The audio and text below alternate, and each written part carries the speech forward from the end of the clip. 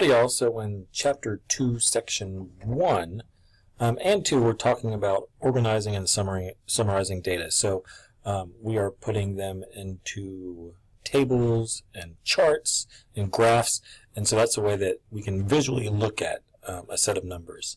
Hopefully in the Chapter 1, which was a lot of reading that you found in the different sampling methods in that first project, should help you talk through some of those things, and I'll give you some feedback on that first project. But once we've sampled the data and we have the data, now we have to do something with it. We have to display it. I am a fan of the idea of COSA. So we're going to collect the data, and then we're going to organize the data. So that's the process that we would be doing in Chapter 2. So we're going to organize the data. In Chapter 1, you read about qualitative data and quantitative data. And so when we're dealing with graphs, there's different ways to handle each type of data. So if we go to some of the homework, I wanted to look at a couple problems from each section just to get you started and to show you how to use some of the technology that StatCrunch will be helpful with. In Section 1, I want to look at number 5. And these are similar to your problems. Your numbers may be a little different, but again, it will give you a head start on the material.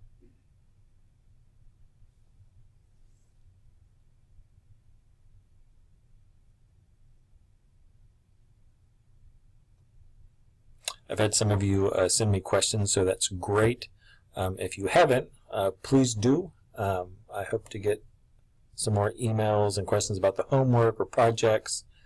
I'm sure we'll have more questions as the quizzes pop up, and then those proctored tests, so we'll have the proctored 1 through 3 tests coming up in February. So in here we're constructing a relative frequency distribution of the data. So here we have a frequency table, which is nice, right, because it gives us the count of each one of these. But if I am in StatCrunch, I can find the relative frequency. So the relative frequency is a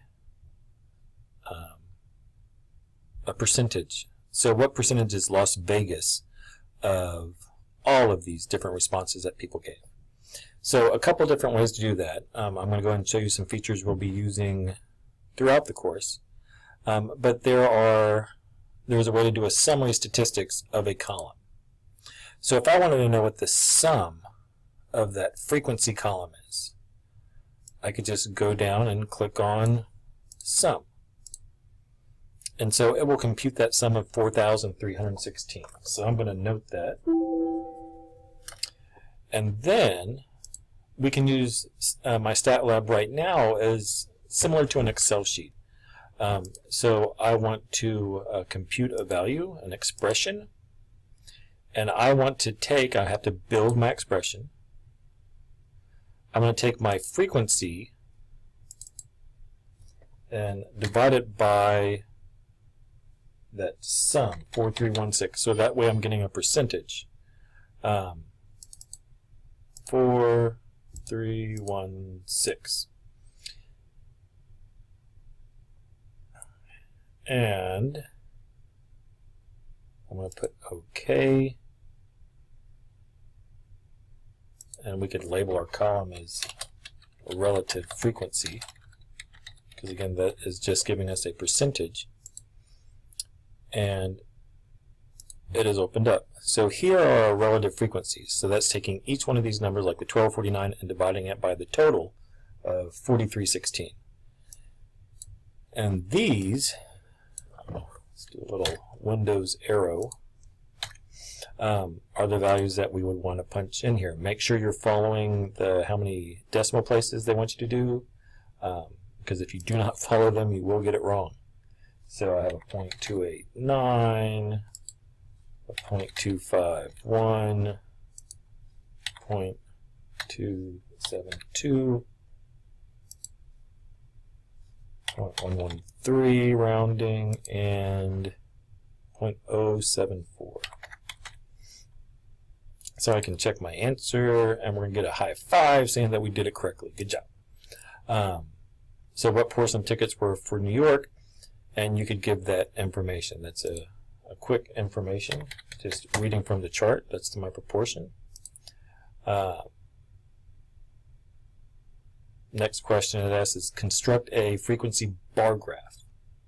So if I have this data and I wanted to construct a bar graph, in StatCrunch there's a pretty easy way of doing it.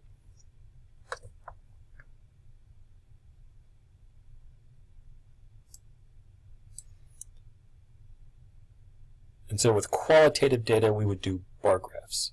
Histograms, that's in that second section, which we'll talk about in a minute, is for quantitative data. So a bar chart or a bar plot, I have data. Oh, I don't have data, I have a summary, sorry. Notice I have a summary of the information. I don't have Las Vegas 1,249 times. I have a summary of my data. My categories were my response, and my counts are in frequency. And I'm going to hit compute, and it's going to give me what my bar chart looks like. So we're not creating these by hand, we're going to use technology to do it. And now you just kind of have to find which one matches up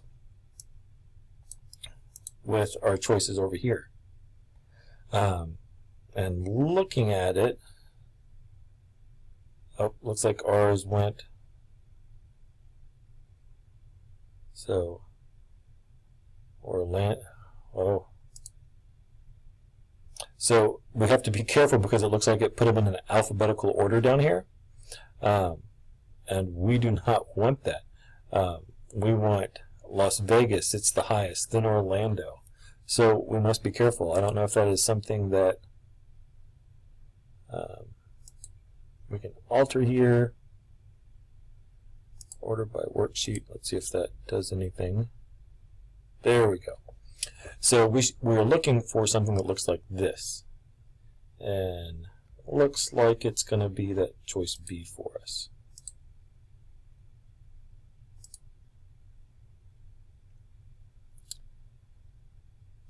And let's see what else they have for us on question 5. So a relative frequency bar graph. So we have the data we have from below, but is it really going to look any different? It's a percentage, so we just have to make sure that our numbers on our vertical axis are different. But the picture should be the exact same, right, if we're looking at a relative frequency. So instead of a count, we have a relative frequency, just the percentage. And so looking at our pictures, it looks the same. It just has a different scale on that side.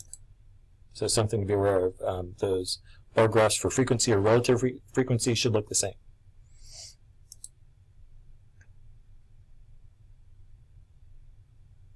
Construct a pie chart. Well, again, in StatCrunch, that's easy enough because I go to pie chart. Again, we have a summary of our data. And our categories are response and our frequencies, our accounts. And if we do that, we get this nice pie chart. Again, it goes in an alphabetical order, and so we're trying to make it match up. What they have here, you know, we see that Las Vegas, it should have the highest and then New York. So you might need to play with these to see which one it is. None of them's super large like this one, so our figures should be drawn to scale. And we have 5 pieces of the pie. So really looking at, let's see, trying to figure out which one matches up well. It could be this one right here, looking at it. And so I'm going to click on that. I think we're close. The yellow Chicago could be good. Looks similar to this one. Great. But again, constructing the pie chart is not the issue, right? It's just comparing what they have. So we want to look at San Diego, 7.44. So we can look at the statement and say, reported that 7.4% of tickets purchased from the airline are for flights to San Diego. So, this is something that's from Atlanta to San Diego. So, as long as this is a local Atlanta station, 7.4% of tickets, what is wrong with the statement? Well, he's close to the percentage. It's 7.44. There's not a level of confidence. These aren't all the flights that have ever happened. But personally, I kind of think, he's got enough data here. There is not a level of confidence. So he's close. This one would be a tricky one for me. I would maybe say that there's not a level of confidence because you're giving an exactly 7.4%.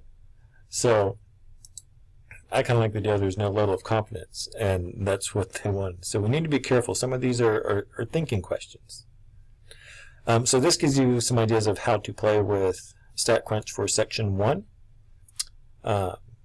with doing bar plots, pie charts, and a little bit with tables.